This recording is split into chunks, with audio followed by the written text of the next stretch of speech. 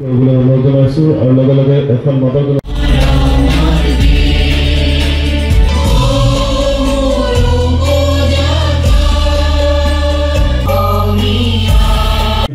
সমাজক তেওঁলোকে লগ কৰিব।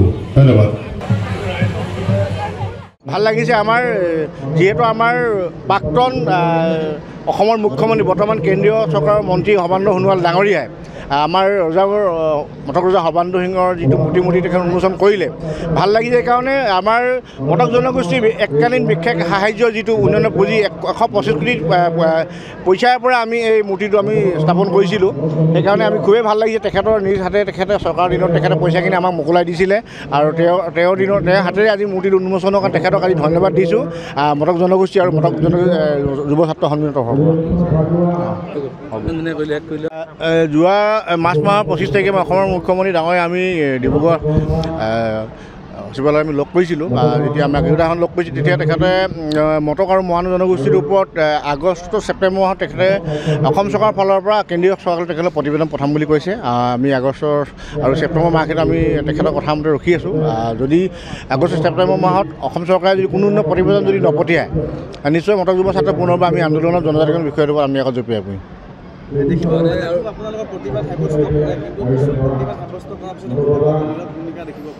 নাই নীৰৱ এনেকুৱা হয়। আমি গণতান্ত্ৰিক সংগঠন হয়। গণতান্ত্ৰিক সংগঠনৰ আমি গণতান্ত্ৰিক আন্দোলনৰ যিটো আমাৰ প্ৰক্ৰিয়া থাকে প্ৰক্ৰিয়া সেইমতে আমাৰ চৰকাৰৰ লগত আমাৰ বহু কিবা আলোচনাও হৈছে। তেনেকুৱা নোহোৱা নহয়। আৰু জনজাতিকৰণ বিষয়টো যিমান যি হ'লেও অসমৰ আমি এটা বাস্তৱ ক্ষেত্ৰত আমি অনুভৱ কৰোঁ।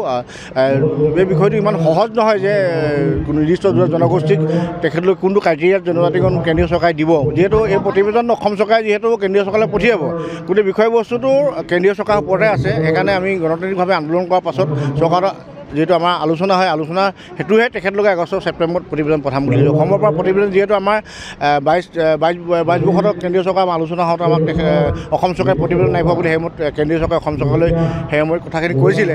সেই অনুপাতে আমি আন্দোলন পুনৰবাৰ নামিছিলোঁ।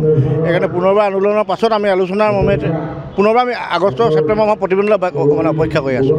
2014 চনৰ পিছৰ পৰা এইবাৰ তৃতীয়টো নিৰ্বাচন আহিব আৰু প্ৰত্যেক সময়তে আপোনাৰ নিৰ্বাচনৰ সময়তে ৰাজনৈতিক যিটো টোপ দিয়ে এইটো অসমৰ সৰ্বসাধাৰণ চব জনসাধাৰণে চবেই জানে। যিহেতু আমাৰ ৰাজনৈতিক ইছ্যু হিচাপে বনি যায় ছয়জনীয়া বিষয়টো। কিন্তু এইবাৰ অলপ মৰাণ মটকৰ ক্ষেত্ৰত সুকীয়াকৈ 6টা জনগোষ্ঠীৰ পৰা অকণমান ভাল হৈ কেনে এটা সুকীয়া এটা দিশ হৈছে বুলি আমি অনুভৱ কৰোঁ। আৰু যিহেতু আমাৰ জনজাতিকৰণ বিষয়টো আগবাঢ়িব যাওঁতে জনসংখ্যাৰ কথা আৰু এই জনসংখ্যা সেইটো মৰাণ মটকৰ আমাৰ জনসংখ্যাটো বহুত সীমিত হয়। অন্য জনগোষ্ঠী বহুত কম আছে। আৰু আমাৰ যিহেতু দুয়োটা জনগোষ্ঠীৰ যিখিনি বৈশিষ্ট্য সেই বৈশিষ্ট্যখিনি পূৰা আমাৰ দুয়োটা জনগোষ্ঠীয় এতিয়া চৰকাৰে হয়তো বিচাৰি পাইছে আমি অনুভৱ কৰিছোঁ। অলপ চাব ভাই অকণমান চাব দে। 223 সংখ্যক যে মটক ৰজা সৰ্বানন্দ সিংহৰ আজি দ্বিতীয় দিনা কাৰ্যসূচী হৈছে বিশাল শোভাযাত্ৰা।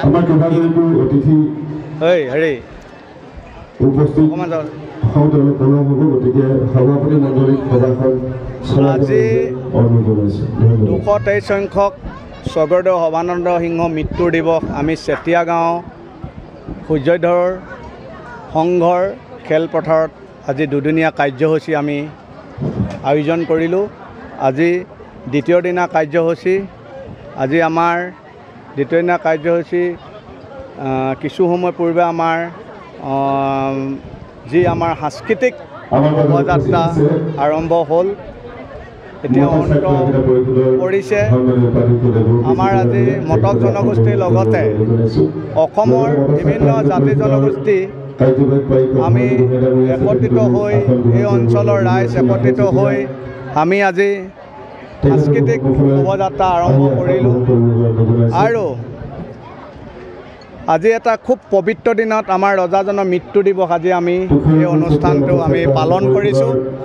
কিয়নো আজি আমাৰ ডুমডুমনি যি টিলা সেই টিলাত আজি আমাৰ এটা মটক ৰজা স্বৰ্গদেউ সৰ্বানন্দ সিংহৰ আজি নামেকৰণে আজি এটা মূৰ্তি আমি আৰম্ভ কৰিলোঁ। আজি এই মূৰ্তিটো আমাৰ ভাৰত চৰকাৰৰ কেন্দ্ৰীয় মন্ত্ৰী সৰ্বানন্দ সোণোৱাল ডাঙৰীয়া আজি উপস্থিত আছিল আৰু চাবুৱা লাহোৱাল বিধায়ক আজি বিনোদ হাজৰিকা ডাঙৰীয়াত উপস্থিত আছিল আৰু চাবুৱা লাহোৱাল বিধায়ক পুনাকন ডাঙৰী বৰুৱা ডাঙৰীয়াও আজি উপস্থিত আছিল আৰু আমাৰ অসমৰ সাংস্কৃতিক সঞ্চালক দাস ডাঙৰীয়াদেৱ আজি উপস্থিত আছিল। আজি আমাৰ এই দুটা দিন আমি খুব সুন্দৰভাৱে আমি অনুষ্ঠানটো অনুষ্ঠিত কৰিছোঁ আৰু ইতিমধ্যে যোৱাকালি 24 মে তাৰিখে আমাৰ মাংগলিক যি কাৰ্যসূচী সেই মাংগলিক কাৰ্যসূচীৰ আমি অনুষ্ঠানটো শুভ আৰম্ভ কৰিছোঁ আৰু যোৱাকালি বিভিন্ন ধৰণৰ অনুষ্ঠানৰ মাজেৰে আমি দিনটো আমি পাৰ কৰাইছোঁ। গধূলি আমাৰ এখন মুকলি সভা অনুষ্ঠিত হৈছিলে। অসমৰ বিভিন্ন জাতি জনগোষ্ঠীৰ নেতৃবৃন্দক আমি আমন্ত্ৰণ কৰি আমাৰ স্বৰ্গদেউ সৰ্বানন্দ সিংহৰ ৰজাজনৰ যি আদৰ্শ বা তেখেতৰ যি জনগোষ্ঠীৰ প্ৰতি আগবঢ়াই যোৱা যি অৱদান সেই অৱদানসমূহ বা তেওঁলোকৰ আদৰ্শসমূহৰ বিষয় লৈ আমি আলোচনা কৰিছোঁ যাতে ভৱিষ্যতৰ দিনবিলাকত যাতে মটক জনগোষ্ঠীৰ ৰাইজে বা মটক জনগোষ্ঠীৰ লোকসকলে কি ধৰণে আগবাঢ়ি যাব বিভিন্ন ধৰণৰ কৰ্মপন্থাৰে যোৱাকালি মুকলি সভাখন অনুষ্ঠিত কৰা হ'ল আৰু আমি সিদ্ধান্ত গ্ৰহণ কৰিছোঁ আৰু সেইমৰ্মে আজি 25 মে তাৰিখে পুৱাতে আমাৰ ভাৰত চৰকাৰৰ কেন্দ্ৰীয় মন্ত্ৰী সৰ্বানন্দ সোণোৱাল ডাঙৰীয়াই আমাৰ চাবুৱা দমদমী টিলাত যি প্ৰতিমূৰ্তি আমাৰ স্থাপন কৰা হৈছিলে আজি শুভ আৰম্ভণি অনুষ্ঠানৰ যোগেদি তেখেতে সেই মূৰ্তি উন্মোচন কৰে আৰু তাৰ লগে লগে বিভিন্ন অসমৰ বিভিন্ন জাতীয় জনগোষ্ঠীয় মানে সংস্কৃতি দলসমূহে ইয়াত অংশগ্ৰহণ কৰিছে আৰু বিশেষকৈ আজিৰ দিনটোত অসমৰ কেইবাগৰাকীও বিশিষ্ট বৰেণ্য ব্যক্তিক আমি আমন্ত্ৰিত কৰিছোঁ। এখন মুকলি সভা অনুষ্ঠিত হৈছে। চাবুৱা সমষ্টিৰ সন্মানীয় বিধায়ক পুনাকন বৰুৱা ডাঙৰীয়া এই সভাখনত উপস্থিত আছে আৰু আমাৰ মটক জনগোষ্ঠীৰ আটাইকেইটা সংগঠনৰ নেতৃবৃন্দ উপস্থিত আছে আৰু জনগোষ্ঠীৰ যিসকল বিশিষ্ট বৰেণ্য ব্যক্তিসকল আছে সেই ব্যক্তিসকলেও এই মুকলি সভাৰ জৰিয়তে আজি গোটেই দিনজোৰা আমি কাৰ্যসূচী অনুষ্ঠিত কৰিছোঁ আৰু খুব সুন্দৰভাৱে দুদিনীয়া বৰ্ণাঢ্য কাৰ্যসূচীৰ অনুষ্ঠানটো অনুষ্ঠিত কৰা হৈছে আৰু এই অনুষ্ঠানটো অনুষ্ঠিত কৰাৰ ক্ষেত্ৰত ইয়াৰ যিসকল স্থানীয় বয়োজ্যেষ্ঠ লোকসকল আছে তেওঁলোকে যথেষ্ট আমাক সহায় কৰিছে। তেওঁলোকে আমাক যথেষ্ট পৰামৰ্শ আগবঢ়াইছে। তেওঁলোকে যথেষ্ট তেওঁলোকৰ আমাক সহযোগেৰে এই অনুষ্ঠানটো আমি সাফল্যমণ্ডিত কৰিব পাৰিছোঁ বুলি আমি অনুভৱ কৰিছোঁ। দীৰ্ঘদিনীয়া বৰ্তমান